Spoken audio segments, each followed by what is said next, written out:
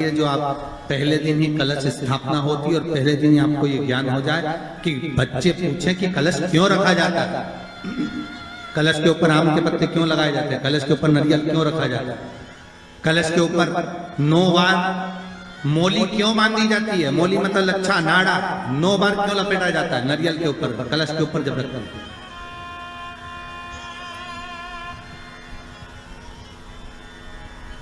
कलश के ऊपर जब जब श्रीफल रखाता है, नारियल रखाता है, तो उस पर 5 बार 7 बार मोली नहीं लपेटी जाएगी, तो 9 ही बार लपेटी जाएगी। 5 या 7 बार लपेटते हैं तो कहते हैं कि लक्ष्मी की छिन्नता होती है, और वो 9 बार लपेटी जाती है तो भरपूर लक्ष्मी का भंडार भरती है। क्यों क्यों कहते हैं?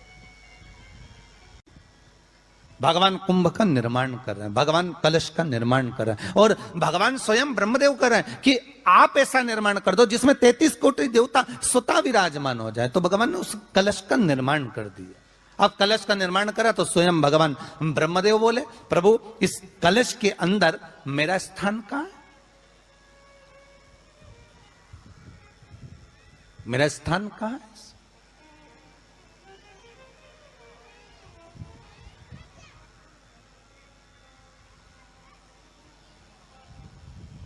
बहुत ध्यान देना महाराज, कलश का जो मुख होता है उस मुख पर भगवान विष्णु का स्थान होता है। किसका स्थान है? भगवान विष्णु का। थोड़ा सा नीचे आओगे, जहां से कलश का मुख दबा हुआ होता है वह जगह भगवान स्वयं शिव की होती है। किसकी जगह है? भगवान शंकर की। कलश का अग्रभाग, नीचे का भाग जहां से फैला हुआ होता है वहां ब्रह्मा का आधिपत्य स्थापित होता है। फिर कलश का जो नीचे का भाग होता है वो भगवान शिव और शक्ति का स्थान होता है।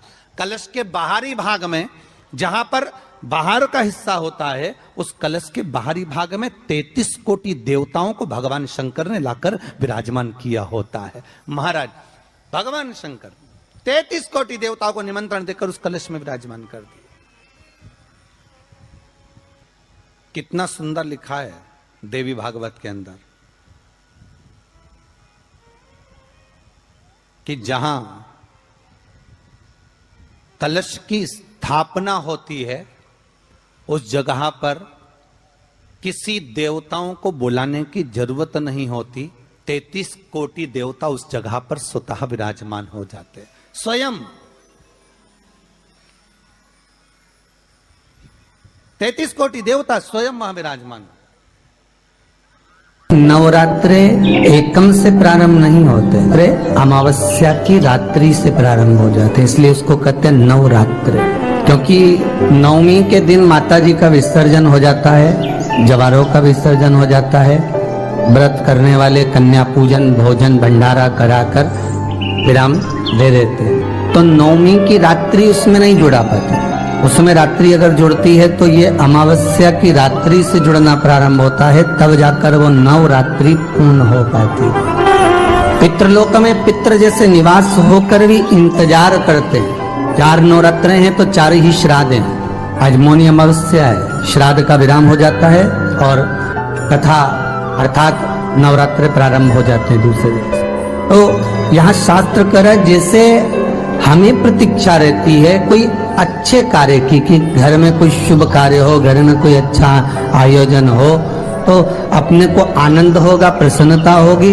उसी तरह हमारे जो पूर्वज चले गए, जो पूर्वज चाहे वो अधोगति में गए हों, चाहे वो देवगति में गए हों, चाहे वो पितृलोक में निवास कर रहे हों, तो जितने भी पितृलोक में निवास करने वाले पूर्वज होते हैं वो भी ये विचार करते हैं कि हमारे घर के वंश द्वारा, हमारे वंशजों द्वारा कोई ऐसा सत्कर्म हो जिससे हमारे जीवन की वितृप्ति हो और हमें आनंद की अनुभूति हो। और ध्यान दीजिएगा महाराज, आपको चैत्री नवरात्रि का स्मरण होगा, आपको शरदी नवरात्रि का स्मरण होगा, पर जो आषाढ़ में और माघ में जो नवरात्रे पढ़ते हैं इसका एक आनंद ही दूसरा रहता है। बस इतना जरूर होता है कि दुनिया के लोग वो जो 2 नवरात्रे होते हैं उसमें कलश की स्थापना भी करते हैं, देवी का पूजन भी करते हैं, अर्चना भी करते हैं, मंदिरों में भीड़ भी रहती है और खूब प्रेम से माता का जगराता वगैरह सब होता है। पर ये जो नवरात्रे हैं 2 गुप्त नवरात्रे, इनका लोगों को स्मरण नहीं था। वो तो धीरे धीरे ये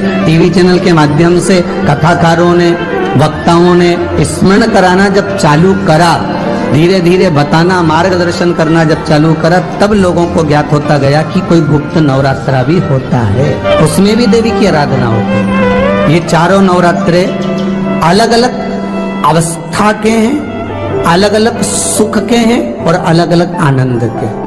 आपके घर में पितृदोष है, आपको ऐसा महसूस होता है, तो किसी भी नवरात्रि के पहले जो अमावस्या पड़ती है, जिस दिन अमावस्या रहे उस दिन चावल की कटोरी में एक कपूर का टुकड़ा रख दीजिए, छोटा सा, और कपूर का टुकड़ा रखकर उस कपूर को दरवाजे के बाहर कटोरी में ही, चावल रखी हुई कटोरी में ही उसको पितरों का स्मरण कर कर जला दीजिए। और जलाने के बाद उस चावल को कहीं भी किसी भी वृक्ष की छांव में पक्षियों के लिए डाल दीजिए। शिव महापुराण की कथा कहती है, अगर मान लो पितृ आपको कष्ट दे रहे हैं, पितृ आपको तकलीफ दे रहे हैं, कोई काम नहीं होने दे रहे हैं, या कहीं आपको ऐसा लगता है कि पितरों का दोष है, तो वो पितृ दोष देवी, अब ये जो आप करेंगे ये कब कर रहे हैं? अमावस्या के दिन आप उसको रख रहे हैं, अमावस्या के दिन उसको रखकर रात भर आपने रखा कपूर के साथ में, सुबह एकम पड़ गई, नवरात्रि लग गई, उसी दिन उसको जलाकर आपने पटक दिया। अर्थात उससे देवी और पितृ इन दोनों का आशीर्वाद जो प्राप्त होता है, तो घर में से पितृदोष समाप्त होकर लक्ष्मी की वृद्धि प्रारंभ हो जाती है, कार्य में सिद्धता आ जाती है। और नवरात्रि में भी देवी की आराधना का एक स्मरण का सुख है महाराज। ज्योत का विधान है, नवरात्रि में देवी की ज्योत लगती है, अखंड ज्योति लगती है, जवारे बुआए जाते हैं, कलश लगता है, ज्योत का भी विधान है। जिसके यहाँ दिया अखंड जलाया जाता है, अगर वो दिए की लो, दिए की बाती अगर दक्षिण दिशा की होती है, तो उसके घर में साल भर में एक घात जरूर होती है। जो दिया अखंड जलता है उसकी बाती का मुख दक्षिण का नहीं होना चाहिए।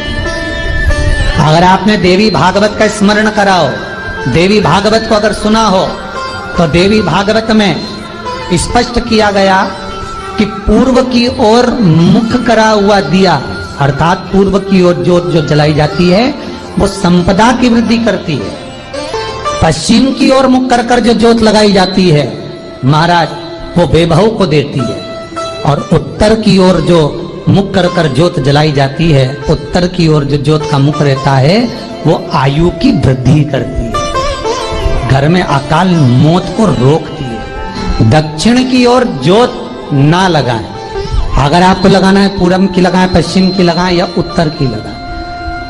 और जितने दिन महारानी जगदम्बा जगतधात्री दुर्गा भवानी चैत्र नवरात्रि में, शरदीय नवरात्रि में, आषाढ़ी नवरात्रि में, आदिकादिक पौष नवरात्रि में हम जगत जननी जगदम्बा की जब स्थापना करते हैं, या हम नूतन घर का प्रवेश करते हैं, या गणेश जी की स्थापना करते हैं, या कोई दुकान को प्रवेश करते हैं, या कोई शुभ कार्य करने के लिए अग्रण्य होते हैं, तो हम कलश की स्थापना क्यों करते? कलश के अंदर आखिर ऐसा क्या विराजमान है कि 33 कोटि देवता उस कलश के अंदर आकर बैठ जाते हैं? आप कोई यज्ञ करने जा रहे हो, आप कोई पोथी पुराण करने जा रहे हो, आप कोई अच्छा कार्य करने जा रहे हो, तो ब्राह्मण देवता कह देते कलश की स्थापना होगी, कलश की शोभा यात्रा निकलेगी, कलश यात्रा निकलेगी, कलश विराजमान होगा। उस कुंभ की, उस घड़े की महत्वता कहां से प्रकट हो गई? शिव महापुराण की कथा कहती है महाराज, भगवान ओघड़दानी शंकर स्वयं आद्य शक्ति जगदम्बा से कहते हैं कि जगदम्बा तू क्या चाहती है बोल। तो जगत जननी जगदम्बा कहती है कि जहां मैं हूं वहां शंकर है, ये आपने कह दिया, पर जहां शंकर है वहां पार्वती का होना जरूरी है। उसके लिए सिद्ध करने के लिए एक स्थान ऐसा बनाया जाए जहां पर शंकर विराजमान है और शंकर के साथ पार्वती विराजमान है। तो शिव जी ने कहा, पार्वती उसके लिए मैं तुझे एक सुंदर कलश का निर्माण कर देता। अष्टमी के दिन कन्याओं का भोजन कराओ या नवमी के दिन कन्याओं का भोजन कराओ, पर देवी भागवत तो कहती है देवी भागवत वर्णन करती है कि पहले नवरात्रे से लेकर नौमी तिथि तक जितने दिन देवी के होते हैं, प्रत्येक दिन में आप किसी भी दिन कन्याओं का भोजन करा सकते हो, पहली रात्रि से लेकर, पहला दिन से लेकर। पर 9वें दिन तो सवेरे पूजन करके, यज्ञ करके, अनुष्ठान करके देवी को विसर्जन कर दिया, फिर नवरात्रि पूर्ण कैसे हुई? नवरात्रि की पूर्णता होती है अमावस्या की रात से गिनी जाती है। कौन से दिन से गिनते हैं? अमावस्या की रात्रि, फिर एकम की रात्रि, फिर दूज की रात्रि, ऐसे गिनते गिनते अष्टमी की रात्रि तक और नौमी के दिन सुबह तक या दोपहर तक या शाम तक, जब तक आप यज्ञ ना करें तब तक ये 9 रात्रियां पूर्ण गिनी जाती है महाराज देवी भागवत के हिसाब से पूर्णता। अब हमने कन्या भोजन का जो क्रम बनाया, अष्टमी के दिन करा देंगे, नौमी के दिन करा देंगे, इस तिथि को करा देंगे, पर भाव देखिए, शास्त्र कहता है भूखे को भोजन जब कराइए जब उसको भूख लगी हो, और ऐसों को कराइए जिसको जरूरत पड़ रही है।